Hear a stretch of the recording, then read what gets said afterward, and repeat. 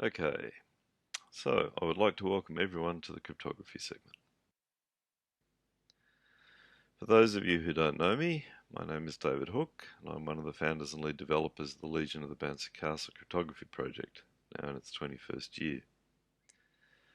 I now work as a cryptographer at PrimeKey Key Factor with the rest of the current BC developers, in the role of helping to continue the evolution of the APIs and making sure they maintain their certifications. The idea being that for organisations that have come to rely on the Bouncy Castle APIs, they should be feeling assured that there won't be any surprises coming from this end of the supply chain. I'd certainly like to thank KeyFactor and PrimeKey for their support. You'll probably notice in the photo I'm wearing a suit rather than modelling this highly fashionable Tech Days t-shirt that I'm wearing at the moment. The more visually astute among you will notice that the background looks remarkably similar in both the photo and the video. Yes, I'm not hiding somewhere at the back, I'm actually stuck at home in Australia. At the moment we're even under quarantine. Oh well. Now, I don't have a lot of time to talk right now, so I've tried to keep the agenda simple. Last year I talked a lot about NIST's post-quantum competition, the PQC competition, and other standardised efforts that were taking place both between NIST and the IETF, for example LMS and XMSS, where it all appeared to be heading. I'll spend a bit of time talking about that this year, as some of the comments I made about the schedule last year turned out to be wrong. And I should warn that I may well turn out to be wrong this year as well, but I can assure you that what I am telling you is in fact current, although it may not be in a month. One of the key points about post-quantum cryptography as well is this idea of looking into the future, considering what might change. So the other thing I thought I would talk about is something we have just added to the Bouncy Castle APIs that very much has that in mind. Evidence records, which is a timestamping format designed for both multiple documents and to provide long-term preservation of timestamps even in the case of algorithm breakdown, is one such structure that is actually built to designed to cope with the changes that we are actually seeing in technology and algorithm development that we're seeing today. After that, I'll just put up some resources. Hopefully this will inspire a few people to look into things a bit more, and there certainly is quite a lot to look into. So, the NIST PQC standardization effort. On the good news front, SP 800-208, Stateful Signature Schemes, XMSS and LMS, is now available as the final version was released in October 2020. There is one odd thing about it though. While the standard is complete in itself, there are still a few things marked TBD, which seems a bit unusual. I guess it's a bit like saying we've reserved this space, but it does feel a bit like the decision was made to halt work on the standard, possibly because they've concluded that maybe more effort isn't beneficial. This could be because XMSS and LMS are of course stateful private key algorithms. SP 800-208 insists that the private key operations are done in a HSM due to the stateful nature. There are alternatives though, including in this alternate candidate, Sphinx Plus, which doesn't actually suffer from this problem. And it may have actually occupied that space. I also said last year that the PQC competition was expected to conclude in the first half of this year. As it turned out, it has been extended again with the current final decision date set for sometime in December this year. We shall see. We shall see. So the candidate list hasn't changed, which in some ways isn't surprising as they've all had to survive 3 rounds to get here. NIST have said that only one algorithm of each type will be accepted. So for example, only one lattice algorithm is going to be accepted in each category. Crystals and Falcon, which are both still in the signature finalist list, are both lattice algorithms. And N-True, Crystals and Sabre are also all lattice algorithms as well. it's fairly obvious to see where the tightest bit of the competition is likely to be. NIST representatives have also continued to remind people not to jump to any hasty conclusions about what is going to cross the line in any case. The competition has given rise to a lot of new research, and work on determining the security of these algorithms and their parameters is still ongoing. So it's definitely not over. What it really means is, though, that what seems to be a really good idea today may actually turn out to be not such a good idea tomorrow. People are still publishing, people are still writing, and people are still reviewing. That said, there are a few classic algorithms and classic techniques. And if you look in the alternate candidate list, you can see, for example, there is Sphinx Plus, which continues to attract a lot of discussion as it's a Merkle-based algorithm. And as I mentioned before, fills in some of the issues with XMS and LMS. All I can really say for sure, though, is that the alternates are still all being considered in their role as NIST originally described as being specialist algorithms. And Sphinx Plus is definitely one I think I would keep an eye on, as is also Frodo, which is actually already standardized for use in a number of places as well. With the others, we shall see. All I can say is watch this space. So now I would like to talk to something which we've just added to Bouncy Castle in release 1.69, and this is evidence record syntax, a long time stamping format. The evidence record syntax itself, the standard has actually been bouncing around for a while now. It came out in 2010, if you'll pardon the pun. But it was initially raised in RFC 3126, where the concept of an archive timestamp came up, while RFC 132.6 was subsequently updated by RFC 5126. On the way to that, the evidence record syntax RFC 4998 was actually released. ERS builds on the concepts in RFC 3126 and provides a more sophisticated data structure to be used on top of regular timestamping protocols that we now know as TSP. In addition to allowing for single objects, structures are also provided to allow people to make use of Merkle trees in order to allow a single archive timestamp to be used to verify individual documents in a group as well as an entire group. Finally, ERS also provides a protocol that allows you to extend the life of an archive timestamp. It does this by allowing you to actually bolt on new algorithms and signatures to deal with things like algorithm expiry and algorithm superseding.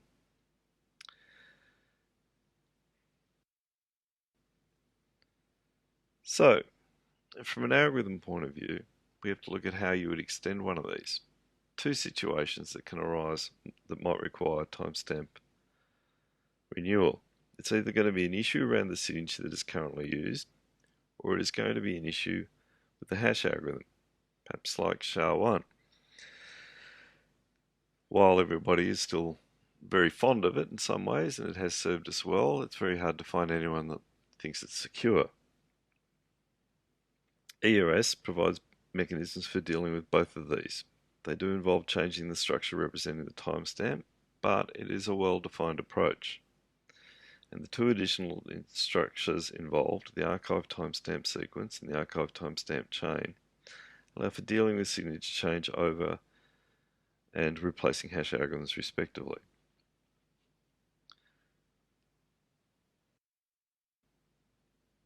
So, how do one of these get created? In its simplest form, an archive timestamp just contains a classic timestamp token, the same thing that we've already seen with RFC 3161, the timestamp protocol. For the case where we might want to be able to timestamp a group of documents, there is an additional record structure called a partial hash tree, which can be used to store the leaf information associated with the documents or document groups. You would have heard about the use of Merkle trees in everything from blockchain to certificate transparency. As versatile as the structure is, it also has the benefit of being well understood from a security point of view. And here there is another application of it. Anyway, the useful thing about a Merkle tree is that the construction, for one, allows you to construct a root hash representing all the data in the leaf nodes of the tree, and it's this root node hash that then provides us with data that we need to send a regular timestamp server to get back a timestamp.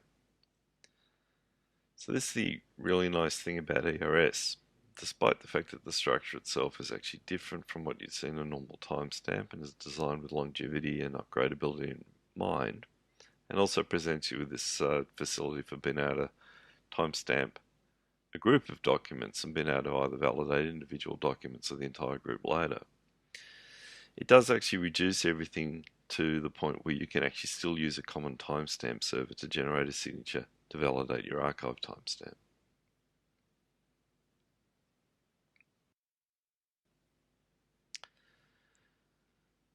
So the core to this is actually an ASM1 structure called a partial hash tree. On the wire, a partial hash tree is just simply a sequence of ASM1 octet string primitives. For a single document, a single partial hash tree structure is used. For a data group, or a set of documents, multiple hashes are used, one per document to construct the partial hash tree. In the case of a data group, it's the contribution to the Merkle tree rather, that is still a single hash, but is calculated over all the hashes in the partial hash tree. So in this sense, document groups are actually represented in the Merkle tree as branch nodes rather than simple leaf nodes. In any case, the partial hash tree makes it possible to verify an individual document and data group and the integrity of the group as a whole, since you have all the hashes available. It does mean that the Merkle tree needs to be reconstructed on the fly, but by using the partial hash tree structure, you don't actually store the whole Merkle tree. And in fact, there is a simple iterative algorithm for actually reconstructing the Merkle tree from the partial hash trees, which means you don't have to store it in memory either when you're doing verification or adjustment later. There are graphical examples and commentary in the RFC as to how they expect the Merkle tree to be constructed and deconstructed. I would have felt better if they'd actually had some real test vectors as well, because looking at it, I can see that there is a little bit of ambiguity, and some people may implement archive timestamping in different ways in terms of the Merkle tree construction. But certainly what we have seems to have stood up to everything, and no one's complained yet. Fingers crossed.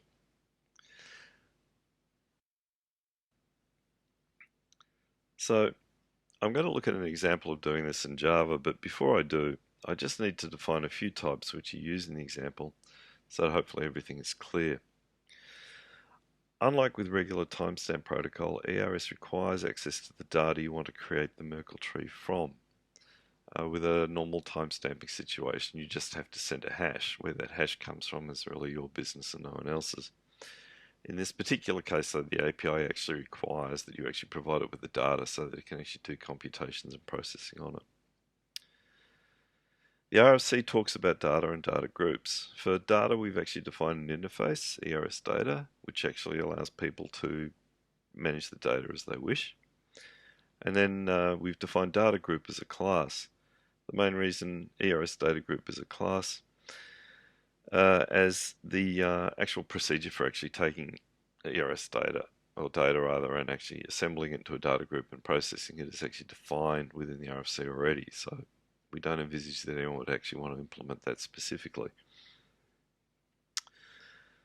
We have provided implementations already for doing byte arrays, files, and streams, which hopefully will make things obvious if people want to extend ERS data.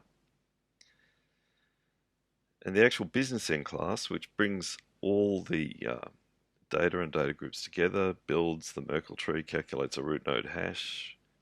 That's actually the ERS archive timestamp generator. We'll see in the next slide that the generator, despite everything that goes on internally, has a fairly simple API, but that the need to include a timestamp means that you actually end up with this two-step process where there's actually a timestamp service sitting in the middle of it.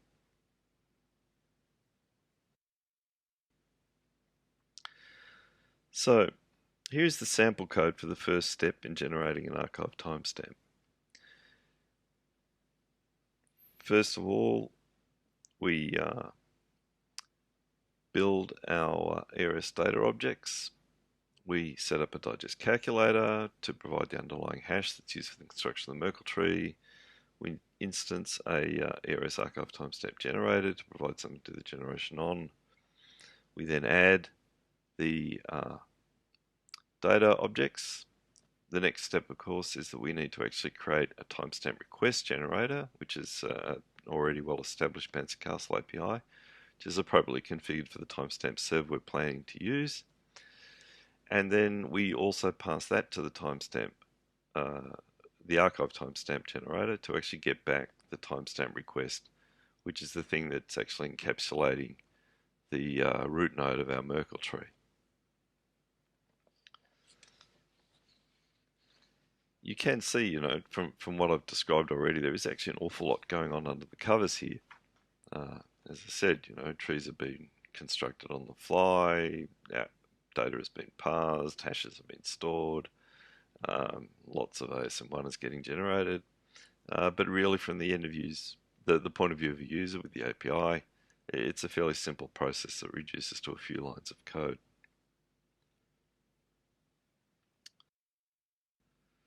So the second step is the finalization step. And what's happened here, of course, is that we've used the generator to create an archive timestamp, to create a timestamp request. We've sent that off to a regular timestamp server.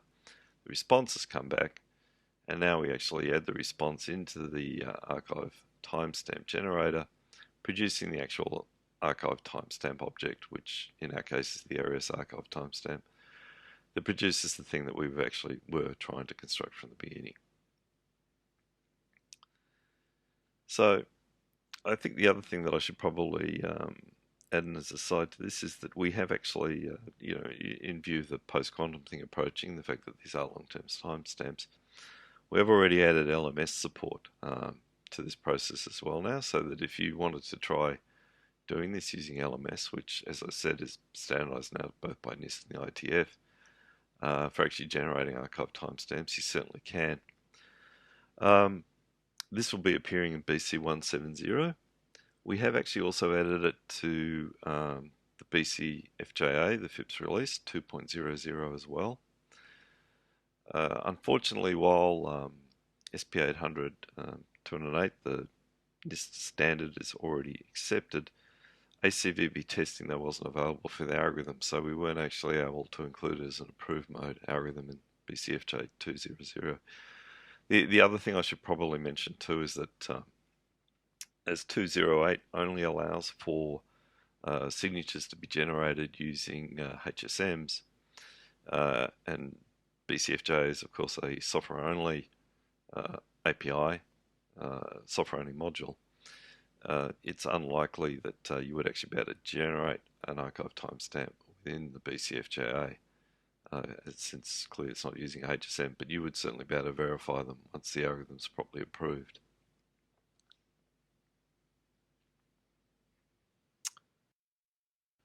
Okay, so here's my references. Just two simple ones. The first one, of course, is SP208, which is the NIST version of the two IETF standards representing XMSS and LMS. As I said, it came out in October last year. The next one, of course, is the original RFC for evidence record syntax, which I have to say is fairly readable as well. I definitely encourage you to look at it if you're interested in these, in addition to the actual BC API support for it. I've also included some guidelines here which might be of interest, because this issue of what to do with long-term data is pressing, not just in the area of timestamps. The issues that we face, of course, are if I'm encrypting something, how long is it really going to be safe for? We do know that there's an expectation that probably Grover's algorithm is still a good 50 years out from actually having a reasonable implementation. As that's the case, there's no real need to panic about things like AES. But certainly with signature and public key encryption algorithms, there is a bit more of a pressing concern. It's interesting anyway to see that there are already standards around which people are looking at and probably starting to review that actually look at this issue of, what to do with long-term storage. And it's certainly more interesting to look at them now when you actually consider the impact the quantum computers are likely to have. So, thank you very much for listening. Hopefully we will all be able to see each other properly next year. If there are any questions though, I am actually on the chat now. Not jet lagged, although I may be a little bit sleepy. You can also feel free to email me as well. Thank you very much. Cheers.